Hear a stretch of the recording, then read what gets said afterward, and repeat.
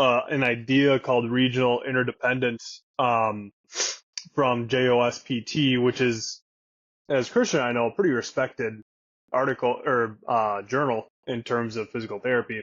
But the only thing that's I think we'll have some fun with is this article is written in 2007, so it's almost 20 years old, which is wild. When I think about 2007, I still feel like it's 2012. So I'm like, oh, that was like 5 years ago.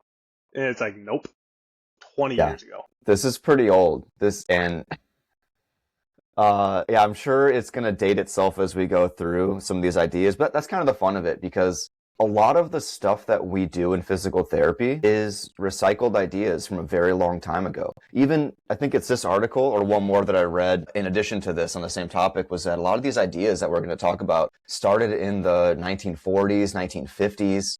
So people have been doing this stuff for a very long time. We just bring it back, maybe change the way we approach it, change the name, whatever it is. But this stuff is not new, and it still has its place, and that's what's really important to think about with all this stuff.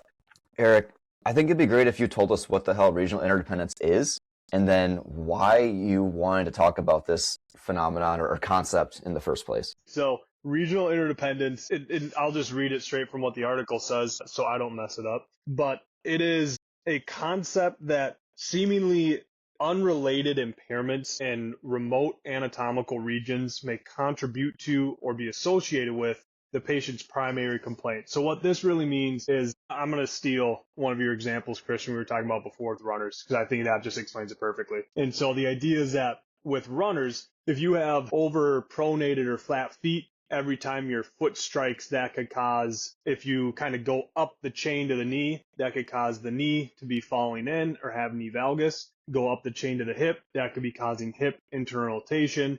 And it's this idea that, let's say you have hip pain, and then we look down the chain, what's the knee doing? Oh, the knee's having valgus every time you heel strike. What's the foot doing? Oh, the foot's overpronating, so it's really flat. And then we find things we want to work on to improve. In theory, if we fix the foot, that'll fix the entire chain, knee and hip, and then eventually you'll be able to run without any hip pain. And as I was talking about that, I don't know if I've ever sounded smarter as a physical therapist explaining regional interdependence, because that's the reason why I wanted to talk about it, is because it's a concept that like you can talk about as a health professional, as a PT, fitness individual, where I just feel like you can sound really smart by talking about it. People posting about like squats, for example, and being like, what lifting shoes do you like to wear? Minimalist or like platform, or because they're talking about how the lifting shoe affects the heel position and how the heel position can affect, the low back and glute firing and all this other stuff, and how that overall affects the squat. And I really got to thinking, is this true or is this just like theatrical bullshit for people to try and sell their product online, because you sound really intelligent if you can talk about what the foot's connected to the shin's connected to the knee, and so on. I think that's how I got brought up, and that's when I was like, you know what, Christian, I think we should talk about regional interdependence and give our take on it, and bring in some other resources and have this discussion for the listeners to educate them, especially so when they're seeing stuff like this, they can figure out, or at least try and look a little bit further into it and think, all right, is this stuff true? Are they just trying to use this concept of regional interdependence to try and help sell something, or this actually is true? Maybe I should look into this a little bit more. So that's setting the stage of what regional interdependence is and why I wanted to talk about it today. Yeah, I guess you bring up really the crux of the issue is how much does it matter? Because how far do you take it? Just like you said in that running example, when you do it, do you stop at the ankle, knee, hip, or do you, if it's a foot thing, do you look all the way up to the neck? Do you go to the shoulder? Depending on who you talk to, you're going to get different answers. And the whole point of us as physical therapists trying to help people is to figure out, okay, how far do we take all these different concepts? What's relevant? What's not? What's overkill?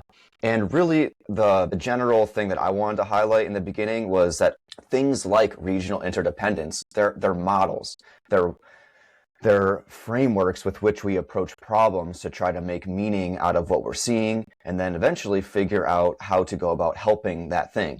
So simple example of models, like one old school one is geocentric versus heliocentric. Is the sun the center of our solar system, or do we go around the sun, or is it the other way around? Which one's right? At one point, people thought it was, the Earth was the center of everything, and I guess some people now do. Again, I don't know how we got here, but in this circumstance, one of those models better explains our observed experience in space. But then you have other models that things are really muddy. You don't really know. And that's most of what physical therapy is. So just some examples of other models that we have, aside from regional interdependence. An old school one is Yanda, upper cross, lower cross. People that are listening may have heard about that, where if you have different positions of your shoulders, it changes the position of your pelvis and vice versa. And because of that, you get different tightnesses and weaknesses in specific patterns. You also have Colton-born joint structures. Based on the structures of your joints, you got to move them in certain ways to make them move better. You have, I don't know if you're familiar with this, Eric, but you have the joint by joint approach. That was, I don't know if that was the early 2000s or 2010s. Yeah, I'm familiar with that. It's basically what regional interdependence is. It just got rebranded at some point after this article. Yeah. I believe it was Gray Cook and the whole guys around the functional movement screen or FMS type stuff. They basically said that whenever you got a problem at an area like the knee, look one joint above and one joint below, and chances are something there could be contributing to your problem. Other models are biomedical versus biopsychosocial. Biomedical is someone hurts in a certain tissue. You need to figure out what is wrong with that tissue, give it a label, and then based on that label, you prescribe a treatment plan for it. That works pretty well for a lot of things, but doesn't work all the time, especially in rehabilitation. That's where the biopsychosocial model came in and said, all right, so let's say you got pain in this spot. Let's say it's your low back, but we can't find anything wrong with your low back. You've had all the scans, but you know what we have found is that you hate your job. Your life sucks right now, and that stress that you have seems to be feeding into your pain, and once you've addressed that stress, if whenever possible, wow, magically your pain got better.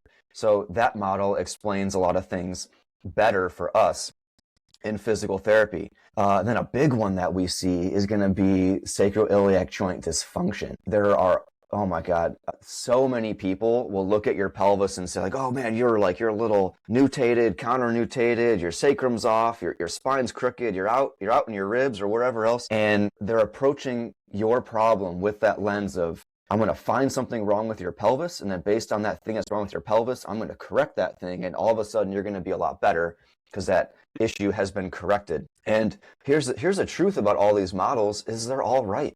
They're all right. They all have some merit to them. And going back to what I was saying earlier is how far do you take them? That's the crux of the issue. Which ones are relevant for you right now? Which ones are more relevant than others? And that's what we have to figure out when we're trying to help you with your problem. It's kind of like what hill do you want to die on? I mean, people, if you're listening to this, you're like, oh yeah, I remember going to the chiropractor or my physical therapist or my friend who's a strength coach and talking about what's the supple leopard book. Kelly Starrett. What's Becoming Kelly Supple Starrett? Leopard? Yeah. He like came up with his own model, just kind of pick shit out of thin air and said, this is what we're going to work on. And this is the hierarchy of movements. And, I mean, hey, dude, he made a really good living off of treating some high level athletes, and they supposedly got better at what they did in their sport. So I'm not ripping on it. I'm just saying that these models are everywhere. And so I think that one of the things about the biopsychosocial model too, though, I've seen this discussion mostly online between physical therapists and whatnot. And people are talking about the biopsychosocial model and discussing like chronic low back pain, like non-specific chronic low back pain, etc. And then like someone chimed in and said, this idea of marking something non-specific or just general low back pain, they said something to the extent of, this is just a cop-out for you not being able to figure out what's going on with their back or something like that. And I don't think it's that far. I don't think those are the dumb people. If anyone says that, they're an idiot. Like, as soon as I hear someone say that kind of stuff, you're either not in the profession, or you are, but you're incredibly new, or you're incredibly dumb because you haven't considered all the information available to you. And I say this as someone who's done that. I was there. I once thought, like, oh, I'll find your problem. This is no problem. Like, I know exactly all these different tests, what to do. And then you fail. And you realize, oh, wow, I'm not right. I'm not getting this person better. And then you fail again and again until you realize, oh, crap, maybe this just isn't the right way to do things. And so that's how I feel about people like that. Sorry to interrupt. That stuff just gets me all fired up. Those people are idiots. No, I agree. I think that I'm going to jump ahead to one of my points. I sent you a screenshot of this post yesterday, Christian, last night, of a therapist over in the UK. And he was like, how do you get, musculoskeletal pain better? Give it time, aggressively load it. That's about it. So we know that one of the best things we have as physical therapists is just natural history of these aches and pains. But the article goes on at the last section to say, for physical therapists to justify our services for patients with musculoskeletal problems, we need to achieve clinical outcomes superior to those associated with natural history or due to the passage of time. I don't know if I wholeheartedly agree with that. If what we find from research is that natural history and, just letting time go by and letting the body do its thing, if that shows to be the best medicine in this case, why are we trying to manipulate nature in the human body and biology just so that we can try and justify to insurance companies that we're, important people? I think there's plenty of things we can do as physical therapists that can really help people out and is justifiable. I feel like we get so stuck up on this idea of pain that it's like, oh, if the pain doesn't get better, then I'm failing at my job. Dude, there's so much other crap out there that you can get better in people's lives while letting natural history do its thing and just letting time improve their condition and just being able to work on other aspects of their life so that they can either get back quicker, or when they do get back, they're ready to hit the ground running, or you make the natural history, that timeline, a little bit more easy to stomach as they're trying to get through everything. I just think that there's so many other things, and we just get so stuck up on this idea of pain. If we're just going to let natural history do it, then what we do isn't skilled services, and we're not justifiable in terms of important physicians if we can't improve pain. Like, dude, there's so much other stuff out there just outside of pain. Don't get me wrong, pain's a big one, but like, I just feel like we get really stuck up on that. And that was part of the article where I'm like, I don't think I fully agree with needing to be better than biology and natural history. Well, I think it's both. Our goal should be what they say, which is trying to always help someone get better than the disease process, natural history, and time alone. However, you aren't always going to do that. Think about two major things jump to mind for that, which is going to be plantar fasciitis and frozen shoulder. Plantar fasciitis, by and large, is just not something we can help you get much better very quickly. It generally is going to get better on its own. Yes, there are things we can do. Sometimes they work. Oftentimes they really don't.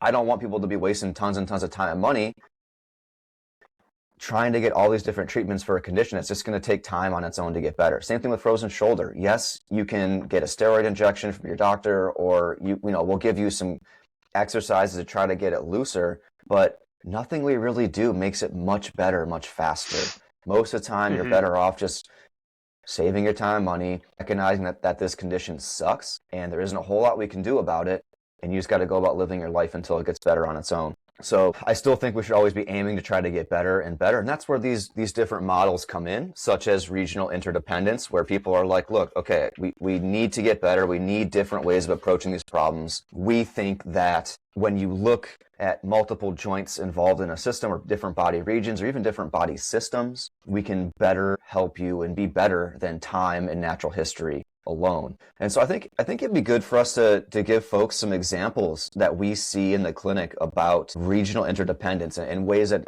I think it comes up for me, at least. So one I wanted to start with was this patient I have right now, actually. She was seeing a different physical therapist after she rolled her ankle, and they were rehabbing her ankle. Things are getting a lot better. Many, many weeks and months went by, and she was feeling a lot better in the ankle. But she also developed a bunch of inner knee pain, and then she had a bunch of outside of her hip pain. And her ankle still hurt a little bit, and she wasn't able to run because all three of those areas would begin to hurt when she ran.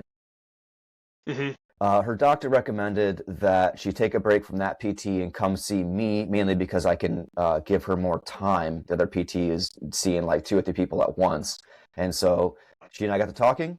I heard all that history, did all different tests, look at her, make sure her ankle was good, checked her knee, see what was going on there, checked her hip, what was going on there. And really, it didn't seem like she had any clear injury of those 3 areas. She just hurt. She hurt on her inner ankle, so the arch of her foot.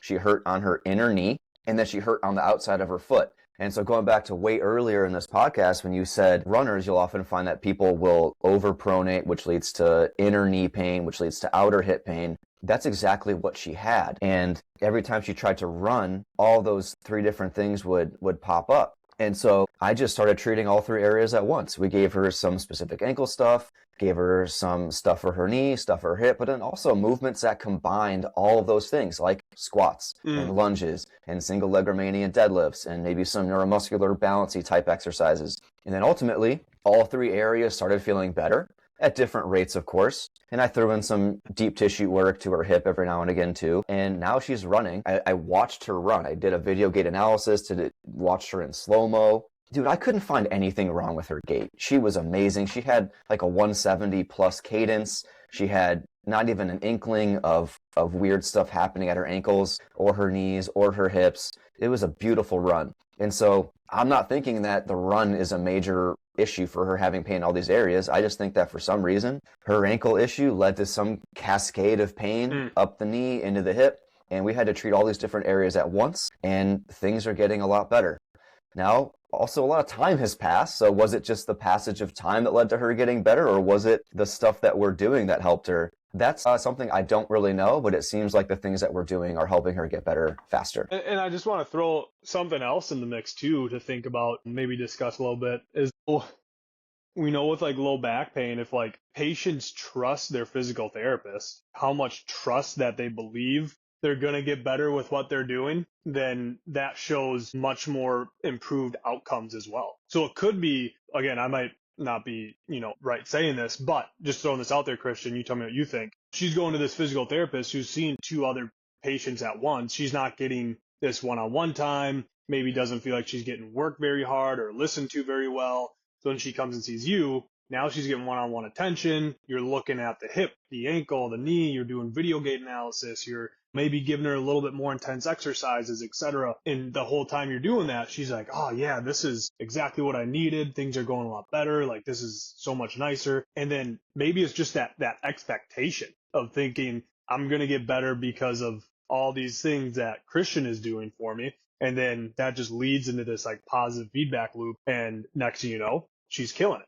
And again, that's not trying to take away on anything that you did, because I think it all plays into each other. I mean, all of the different exercises you did, probably the discussions and education that you gave her, along with natural history and expectations, etc. I think all of that probably played into it. But what are your thoughts with that as well about patient expectations? 100%. And you really just are bringing up what I said earlier about different models. So if we look at this patient's problem from the regional interdependence model, I was treating multiple body regions because they were all kind of involved and they all fed into each other, and she got better. Was it exclusively that? Absolutely not. You could also apply the biopsychosocial model. That's what you're saying, is where this patient surely had a biological thing going on. She had some pain in these different discrete areas of her body, but her expectations at her last PT were probably pretty poor because she wasn't getting the attention that she felt like she needed at the time that she needed it. And her seeing me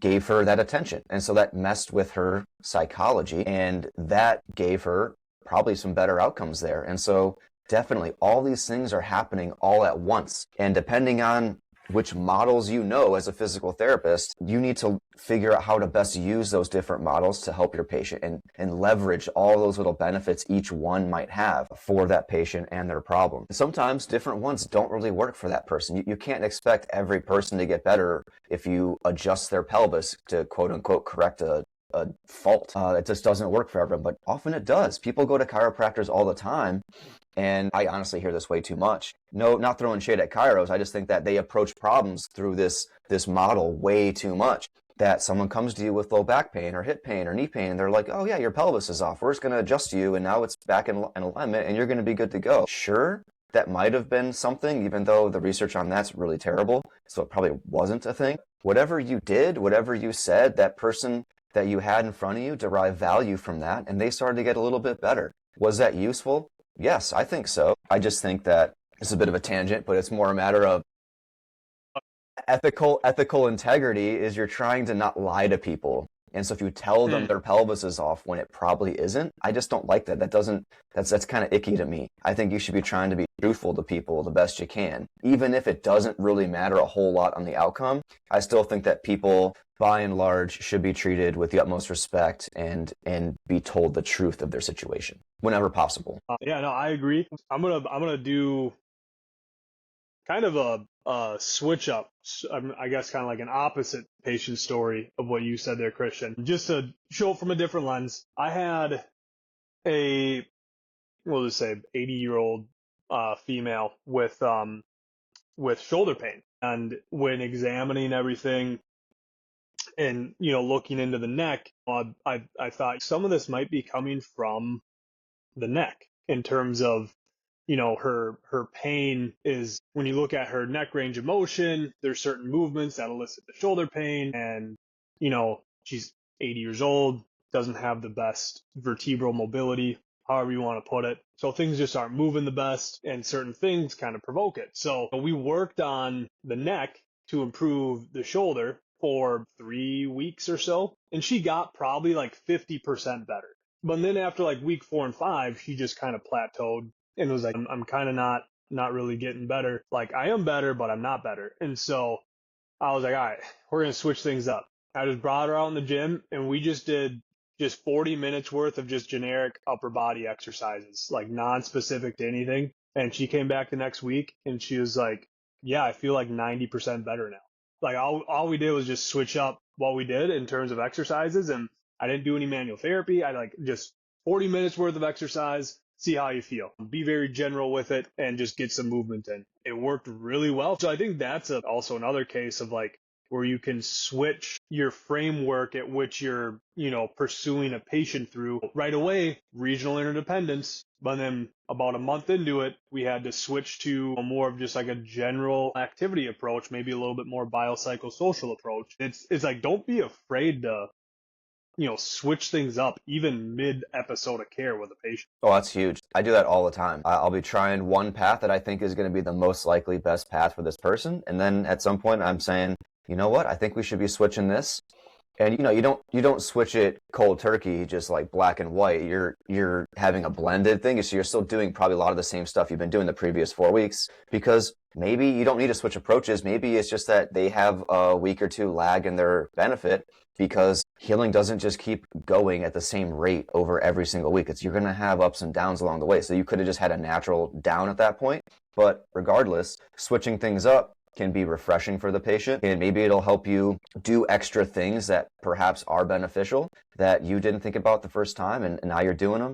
So I'm a huge fan of that. I do that all the time with people. And honestly, like when you do that, it keeps you intellectually honest with yourself. So you're not zeroed in on a single way of doing something, because whenever you think about doing something in a single way, that's where you get the worst outcomes. That's where mistakes are made, because that's not how it works. It doesn't do that. So going back to runners, one other common regional interdependence thing that I'll see with runners is if they have a lack of hip extension or hip internal rotation. So as you're running, and let's say you land on your right foot, as your body's transferring over that right foot, if your leg can't keep going back behind your pelvis because you're too tight in the front of your hip or something, you lack hip extension. What's going to happen most of the time is people will get that missing range of motion someplace else. They might get it from their low back. Maybe they extend their low back a little bit more, or they'll get it from their knee, where they might hyperextend their knee, or you can get it from your ankle, where you might go up onto your toe more than you should.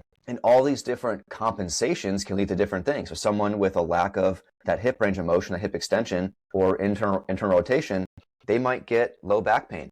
Just their back hurts when they arch their back because it's getting overused, or the back of their knee gets really sore, or the front of their knee gets really sore from hyperextending, or they get a lot of calf soreness or calf pain because they're overusing their calf now to make up for that range of motion. And so that's not something that I will say like this is definitively causing your problem. It's just a way that I'm thinking about going about treating them. I'm taking all this information in, and I'm thinking about, okay, what's more likely, what's less likely, what should I work on changing now, what should I not? But that's another example that I will see often in my running gait analyses for people. Yeah, absolutely. Even if this isn't the golden ticket that's going to get them better, or it's not the driving factor that's really causing the pain. One of the things I mentioned early on is that there's some other stuff we were going to bring into the podcast along with the article to discuss. I think this is maybe a good time to bring it in. Big shout out to Physio, our guy. Shouldn't even say our guy. It's not like we know him or we're friends with him. We just like to listen to his stuff. Hey, but maybe if he hears this, he'll want to come on and talk to us, and he could be our guy. So who knows? But we mentioned them before, but Greg Lehman, I attended one of his courses, Reconciling Biomechanics with Pain Science. It was a phenomenal course. And just from the PowerPoint that he used, there's a slide that I think pulls into this nicely. And it's that, is this flaw really a flaw? So is the proposed dysfunction possibly related to their pain? And must we change it to get out of the pain, right? I think those are good questions to be asked. I definitely think in this case, like runners, that we can see some commonalities when it comes to different aches and pains. So you can ask the question, like, is this flaw really a flaw? But on the other end too, I think that a lot of times, especially high performing, athletes, let's just say like marathon runners, they come to you to get a gait analysis done or something because they feel like something is off. And if you just watch them run and you go, yeah, this is like this, this is like this, this is like this, to be honest with you, I don't think any of it really matters. Just keep running, let natural history do its thing. They're going to be like, that sucked. That was terrible. They didn't tell me anything. And so I think just sometimes even bringing some of this regional interdependence into it to say like, yeah, you do have some of this going on. You do have some of this going on. Can I guarantee that this is the main driving factor for what's happening? No. But can we switch some stuff up and see if it makes things better? Absolutely. I think it's a little bit of both when it comes to that. And patients aren't too fond if you just tell them, none of this matters. Why'd you even come here to see me? You're going to get better. Just keep doing whatever you're doing. No, they want some more specifics than that. But I think it's also good to keep in mind what Greg Lehman's talking about. So that I think you even alluded to it, Christian, so that we don't get so just like sucked in on one thing where we're just like sitting there like hip IR, hip IR, hip IR. Like there's some other stuff that's going on as well. Yeah, definitely. A different example is squatting. This is a huge one, at least in my social media circles, because I watch a lot of lifters. That's just what I like to do. One thing that we'll see where regional interdependence is possibly helpful is going to be if someone is squatting and they have a lot of low back pain and you see a bit of butt wink. Why are they having butt wink? Well, there could be a lot of reasons. One, they might have limited ankle range of motion. So as they keep trying to get lower and lower in their squat, their ankles stop. And so they have to get that range of motion someplace else. What do? They round their low back and they get the butt wink. Or maybe they don't have enough hip range of motion, usually hip flexion or hip rotation in some direction. And so as they're trying to sit deeper into that squat, they can't. Their hip joints just hit each other and it's not going to move anymore. So they get more range of motion from their low back. So those two regions are common ways you might see someone, or common causes for a butt wink. Or, so that's if you're looking at it from that perspective. But it also, maybe they have butt wink because they're just so new to moving. They don't know how to control their torso, how to control the barbell path very well, and they're just a little too wiggly. And over time, with more practice, they're going to get better. Or maybe their hip slot's a little bit weird. Yeah, sure, they're going to have a lack of hip range of motion if you have their feet at a certain spacing or a certain toe out angle, because that's the way their anatomy works. But, okay, fancy this. What if you just move their feet apart a little bit or turn their toes out a little bit? Oh, wow, now they get into the deep bottom of a squat with way less butt wink and their back feels a lot better. I didn't change anything about their hip joint or their ankle joint or whatever. I just changed the way they're squatting because they were squatting in a way that wasn't ideal for their current anatomy. So that there's just like all these different things you have to think about when it comes to regional interdependence, and you can't only use that approach if you want to solve someone's problem, especially with a squat. And this is something that drives me nuts when I look at social media, especially with the Squat U guy. I forget his name, but by and large, I think he makes really good content, but he's trying to sell stuff, and he's trying to sell you on his methodology, his exercises, and he is a huge regional interdependence guy. If you have a problem with your squat, What does he do? He makes you do some hip stretching. He makes you do some banded mobilizations of your hip joint or your ankle joint. And then he has you redo your squat and magically it's all better. Like, sure, that might have worked for that one person in that one moment. It might have worked for a different reason entirely. Maybe it wasn't the hip that was tight. Maybe they just needed to get more warmed up and needed to practice that movement more. And when you tested and retested, things got better for a different reason entirely. So this is just a testament to how, I don't want to say complicated. This isn't hard to think about. It's really simple. It's just you have to be exposed to different ideas and be willing to take your brain in different directions if you're a therapist trying to help your patients. And if you're a patient hearing this stuff and thinking about this stuff and listening to your physical therapist, they might give you one explanation for this stuff and maybe they're totally wrong. It could be something else entirely. And you just have to be aware of that they're approaching your problem in this one way, at least for now. A couple of things. Like I said, if you can use the framework of regional interdependence and talk about it, it makes you sound really smart. I'm not saying that people aren't smart. I'm just saying that kind of like how I started the podcast about talking about the knee, the ankle, the hip, etc. It's like, yeah, you can sound really smart and like, you know what you're talking about. But the big question is, God, this led in perfectly to this PowerPoint slide from Greg Lehman. You're welcome. It's titled The Big Question. The big question is, are we fixing something or are we just facilitating tolerance or coping of that ache or pain or that movement? I would argue that we're just facilitating 90% of the time.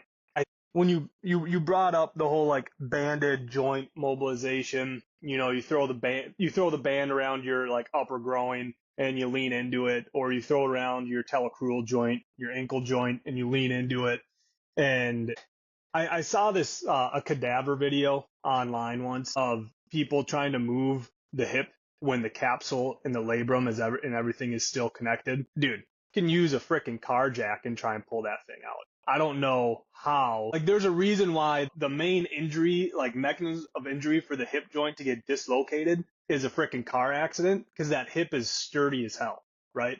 So you're telling me you're going to put a little band around the muscles on the outside and lean into it, and that's going to pull that hip out and distract it or mobilize it? I'm going to call BS on that really fast. Even when I'm doing hip stuff, like I have a guy that he has hip arthritis, pretty end stage. I do like some belt work with him. The Mulligan's mobilization belt. I do that with him for like 20 minutes every time he comes in. And look, in my head, I'm like, I ain't moving blank. But this guy freaking loves it. He thinks it's the best thing ever. And then I make him go exercise for another 30 minutes and he feels great afterwards. Oh, I just manipulated the hip joint. Like, no, that hip joint is so solid with the capsule and the suction from the labrum and everything in there. And then I would even argue that too when it comes to banded stuff. For like ankle dorsiflexion, closed chain, putting that loop around the talus and then leaning forward, you have to get real lucky, real specific. Like, if we were to try and look at the line of mobilization and train physical therapists, the variation of that, and are you really getting the correct line, and train physical therapists. Now you're going to tell me that you're going to tell an athlete, hey, put this around your ankle and then lean forward. And they're going to just magically put it in the right spot to get like the perfect line of pull with a band and then just using body weight lean into it. I went on a rant there. That's one thing that I just don't wholeheartedly believe in. And I think it's just a bunch of BS. But back to the point at hand is, are we fixing something or are we just facilitating something? I would argue 90% of the time we're just facilitating the tolerance or the body being able to adapt and cope with whatever the movement demand is or whatever aches and pains are presenting with it. Yeah, and the way you think about how those banded stretches in this example work depends on which model you're approaching the problem with. Are you, in theory, people will say that you're using those bands to stretch the joint, stretch the ligaments, open up that joint space. Is that what it's doing? Maybe. I don't know. It's probably imperceptible if you could somehow measure it in real time. Or what's probably more likely is that you're providing a stretch. The nerves that are in that joint capsule of your hip joint are feeling the tension. They're sending signals through the nerves up your spinal cord to your brain, and your brain's like, wow, that feels really good. What I'm going to do now is I'm going to let that hip joint just relax. I'm going to take away some of that tension that I've been keeping there because I've been worried about it. And now I'm going to let that hip have more range of motion because that just felt so good. I feel like this is going to be a good thing for this hip joint. your brain lets that hip get looser. All of a sudden, you feel a lot better. Your hip now has more range of motion magically. Okay, that's how that probably works most of the time. It's not that we're doing some crazy biomechanical stuff to that hip. It's more of a neurophysiological, neuromuscular kind of thing. All right, another example that I was thinking about for people that's pretty common for regional interdependence is with throwers. And I'll let you talk more about this because you're more the throwing guy. But one that we'll see a lot is if a thrower, they come in with elbow pain. They come in with medial elbow pain, the Tommy John's area. You look at their range of motion in their shoulder. Sometimes you'll find that they lack enough external rotation of their shoulders. They don't get enough wind up in the shoulder joint, so they're going to get that extra wind up that they need to perform from someplace else. Maybe it'll come downstream in their hip or their back, but oftentimes, almost every time, the elbow is the one that receives the extra stress. And so what you can do is you treat the elbow, of course, because that thing hurts and obviously it's a little overused, but you also work on getting their shoulder a bit looser, and now they can use that shoulder better. Now the elbow takes a little bit less stress. The elbow also begins to feel a bit better because of that. Mm-hmm. Yeah, I appreciate you coining me as like the throwing guy. I hope I live up to the expectations. I mean, you play baseball and I don't, so that's about all we have. Oh, man, no, I agree. In throwers, it can, I think, have more relevance. And we actually do have pretty solid research around what's called GERD. And no, not the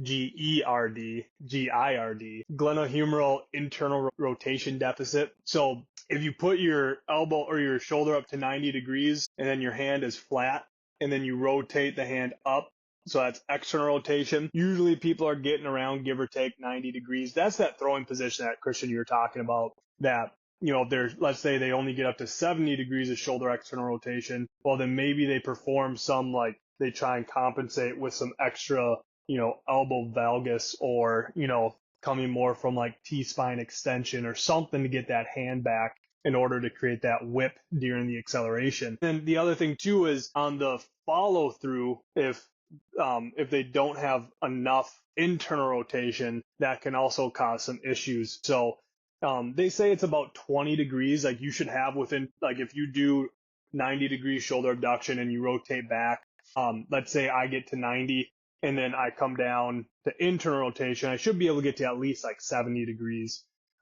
If you're lacking 20 degrees there, and then they say you have GERD, G-I-R-D.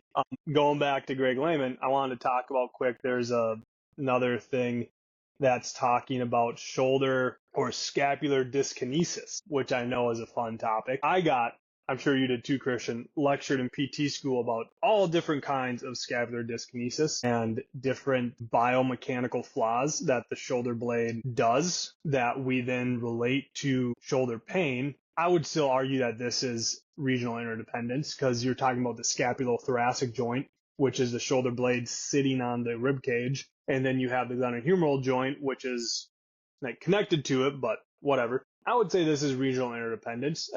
From one of the slides from a research study from Ratcliffe in 2014, there's a quote saying that results of the systematic review demonstrate a distinct lack of consistency in their methodologies and results. This is referring to scapular dyskinesis and subacromial impingement syndrome. While some studies report altered scapular kinematics in subacromial impingement subjects, these results are challenged by an equal number reporting contradictory findings. There's no clear explanation for this. So something that we've kind of held as truth, at least in like the PT school viewpoint in terms of teaching it, is that like scapular dyskinesis is going to cause subacromial impingement syndrome, which we shouldn't even be using that term anymore. It's, subacromial pain syndrome, no impingement. But it's this idea that like, yeah, the shoulder blade is, you're lacking upward rotation, or again, I see this from Squat U guy as well. Don't mean to give him so much free advertisement, but he just does it so well on there. He talks about scapular winging and like how, scapular winging, and that's going to cause like, I don't know. I think the only true sense of scapular winging is if you have a long thoracic nerve, like, damage or injury, and that's causing like legit loss of function to your serratus anterior. And then, yeah, you have scapular winging, we should be concerned about it. 9% of people, their long thoracic nerve works just fine. We don't have to worry about it. It's this idea of like, oh, your shoulder blade is winging or it's not upwardly rotating enough or it's hiking and you're getting anterior tilting while you're trying to raise overhead and that's causing this impingement. Well, we used to think that, and it's a fun, cool model to talk about. And for some people, it probably does work. But even like 10 years ago, the research is showing it's a little inconsistent and not everyone presents that same way. Yeah, and I probably should have brought this up earlier, but you're bringing up the concept of, I think I'm saying this right, pareidolia. It's the concept that when you go looking for something, you're more likely to find it. So classic example in real life for everyone is going to be if you look at the sky, you look at the clouds, and you start to find faces or different animal shapes in the clouds, or you look at rock formations and you're looking at different faces or other structures that seem like they couldn't have been there, or like they're it's a coincidence that they're there, but it seems a little weird that they're there, or whatever. It's like you go looking for something, you find it. Physical therapists and your doctor and your chiro, we're all susceptible to this phenomenon, and it's two major areas that it really pops up are going to be, one is with scapular mechanics, and then two is going to be looking at sacroiliac joint dysfunction. When you have a physical therapist or a doctor, and I get it a lot from doctors, honestly, they refer to me. They're like, hey, Christian, this patient has scapular dyskinesia that I think is causing their shoulder pain. I observed them move their arm up and down and their shoulder blade moved a little bit funky. I'm hoping that you can work on that. And it's like, okay, I respectfully, I know that that's a thing. I don't say this, but it's like, I know that you're seeing this, but there are lots of reasons why that could be happening. They could be moving their shoulder blade funny because their shoulder freaking hurts. Mm-hmm. It's like if you rolled your ankle, are you going to have a limp? And you're going to be walking funny because you rolled your ankle and that hurts and that caused you to limp? Like, yeah, it's the same thing. And it's not that you walking funny caused you to roll your ankle. It was the other way around. So yeah, this happens all the time for physical therapists, especially in those two different body regions. And when you treat those things, like if I were to have someone and I saw some stuff happening at the shoulder blade and I spent a month coaching their shoulder blade mechanics, I created special exercises to work on it. I did certain hands-on techniques to make it move it the right way, whatever the hell that means. And what if they got better? Was that the issue all along? Maybe. Probably not. Honestly, probably not. They probably got better for different reasons. My closing points are just like, people are going to get better if we have a mixture of these different viewpoints and ideas, these different models to use, just keeping in the back of your mind not to get so pigeonholed on one thing, and not being afraid to, when you're reviewing a patient chart, to like think to yourself like, damn, maybe I was wrong about this. Maybe I should switch this up. Maybe I should do something a little bit different. Not having these like hard biases of, I can't do regional interdependence. It's a bunch of BS. I can't practice like that. You could do some regional interdependence and see if it helps them. Oh, if I'm just giving them general exercises, how is that skilled physical therapy? Anyone can do that.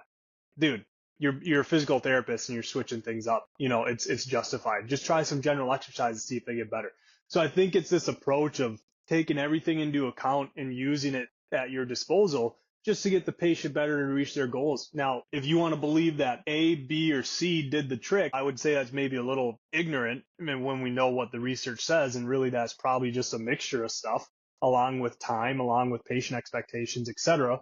And that's probably what really got them better. I feel like once I've thought about that in terms of in the light of physical therapy, one, I found like complex patients to be a lot less frustrating when trying to treat them, because I'm not stuck in one way. I feel like it can help explain a lot of things better to patients, rather than trying to make one model fit every single diagnosis and every single thing why patients aren't getting better.